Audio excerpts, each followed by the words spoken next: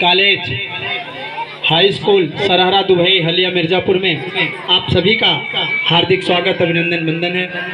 हम लोगों के बीच में पद विशिष्ट के रूप में हम लोगों के मार्गदर्शक बड़े भैया हमारे बीच में Chaudhary Ram Harak Singh inter college school से प्रबंधक अवधेश कुमार सिंह पटेल, प्रधानाचार्य के रूप में पिता तुल्य चाचा तुल्य हमारे बीच में विजय बहादुर सिंह पटेल, और हमारे बीच में सिलवन सर भी उपस्थित हैं, बड़े बाबू साहब भी उपस्थित हैं, और हम लोगों के बीच में ग्राम प्रधान बड्ढिया से पन्ना लाल जी का भी उपस्थिति था।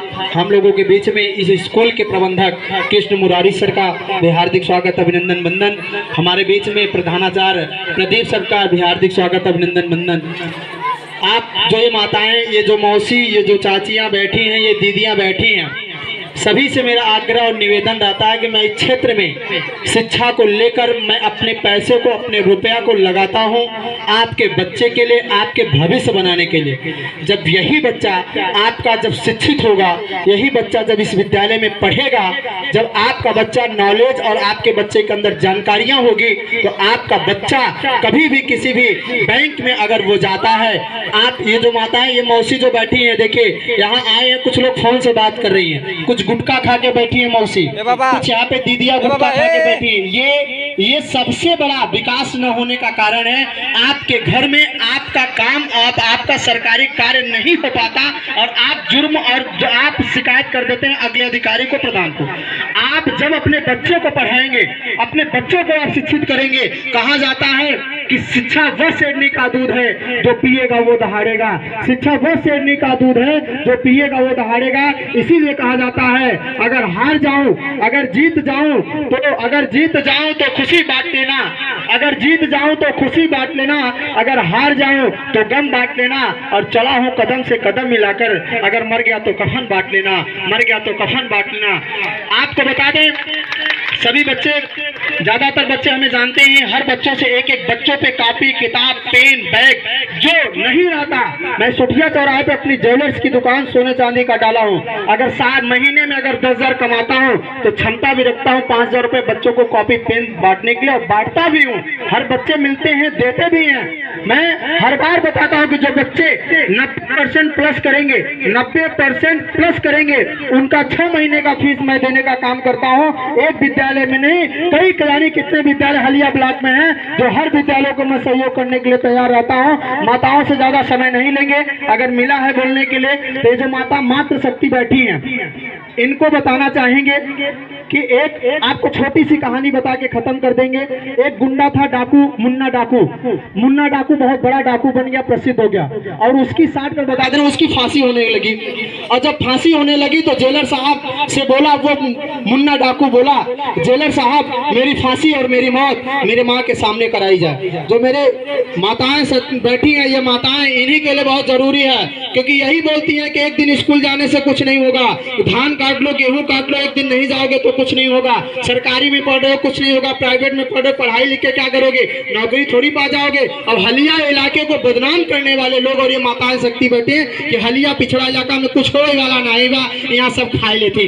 आपके हलिया ही इलाके में बंजारी से विवेक सिंह जन्म लिए, आपके मड़वा धनावल से विवेक सिंह, राकेश सिंह IPS बने, आपके हलिया क्षेत्र से ऐसे अधिकारी और IAS PCS बनने।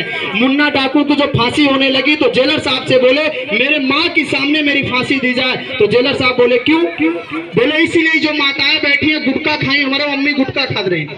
अच्छा, जेलर साहब बोले जी, बोले मेरी माँ को मेरे सामने ले आइए और मैं उनके सामने खुशी खुशी से मरने के लिए तैयार हूँ। बहुत बड़ा डाकू बन चुका था।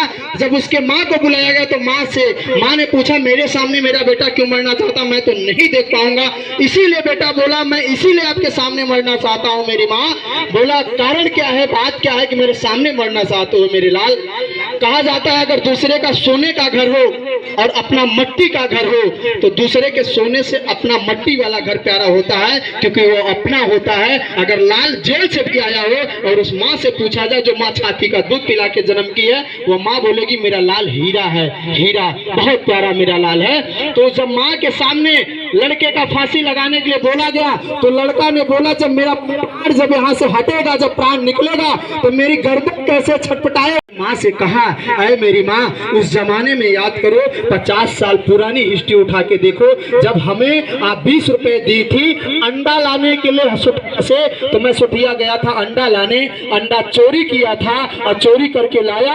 मैंने आपको अंडा भी दिया था, आपने 20 रुपए मेरे जेब में दिए थे कि अंडा खरीद के लाना। मैंने 20 रुपए दुकानदार को नहीं दिया और 20 रुपए लाया और वही 20 रुपए मैंने आपको दिया। तो आपने बोला बहुत बहुत अच्छा बेटा, 20 रुपये बचेगा, काल साइकिल के पंचर बन जाए और एक बाद अंडा आएगा, खाना भी बन जाए। तो इसी के कारण वो बेटा बोला, अरे मेरी माँ, अगर उसी समय आप मुझे 4 झापड़ और 2 लाठी अगर मेरे पीठ पे जमाई होती तो ये आंख से निकलते हैं और आंसू, और ये आंख कभी चोरी और पैसा करने के लिए तैयार नहीं होता। इसीलिए वो माँ के सामने मरना चाहता था कि जब आपने ही सिखाया था तो आज मैं इतना बड़ा डाकू बन गया। सभी का हार्दिक चीज कॉपी किताब पे नहीं है, आप मेरे दुकान पे बच्चों को भेजिए, मैं पढ़ाने के लिए तैयार हूँ। अगर साल भर भी पढ़ा सकता हूँ, एक बच्चे को साल भर पढ़ा दूंगा, लेकिन उसके पिताजी हमेशा जूता चप्पल नहीं पहन चलेंगे और 12,000 रुपया का नेट वाला मोबाइल नहीं चलाएंगे और कपड़े फटे पहनेंगे। उनके बच्चों को पढ़ाने के लिए मैं तैयार हूँ, पैदा लेंगे,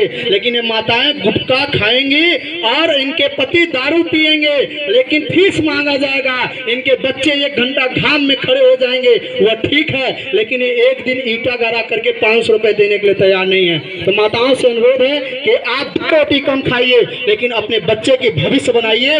आप जब जाती हैं तो बैंक पे, आर्यावर्त बैंक पे जाएंगे तो आप गिड़गिड़ाएंगे, हे बाबू, हे भैया, हम 1500 रुपया निकाल देता, हम 1500 निकाल दे, ले जा लड़का भर्ती हुआ। आपका पैसा आप स्वयं निकालने के लिए गिड़गिड़ाती है और निकल नहीं पाता। जिस दिन आपका बच्चा शिक्षित हो जाएगा, किसी के सामने गिड़गिड़ाने की जरूरत नहीं पड़ेगी। आपका शिक्षित कहा जाता है, शिक्षित बनिए, संगठित करिए, संघर्ष करते रहिए, अपने बच्चे की भविष्य बनाने के लिए आगे बढ़ते रहिए। इसीलिए कहा जाता है, हिना रंग लाती है पत्थर पे घिस जाने के बाद, अक्सर इंसान को समझ में आता है समय निकल जाने के बाद। कहा जाता है, मकानों की पहचान दीवारों नहीं, मकानों की पहचान दीवारों से नहीं की जाती, उसमें रहने वालों से की जाती है। इसी तरह इस विद्यालय की पहचान बोर्ड या बैनर से नहीं, इन स्टूडेंटों से की जाती है, इन स्टूडेंटों से की जाती है। जय हिंद, जय भीम, नमो बुद्धाय, जय भारत। बहुत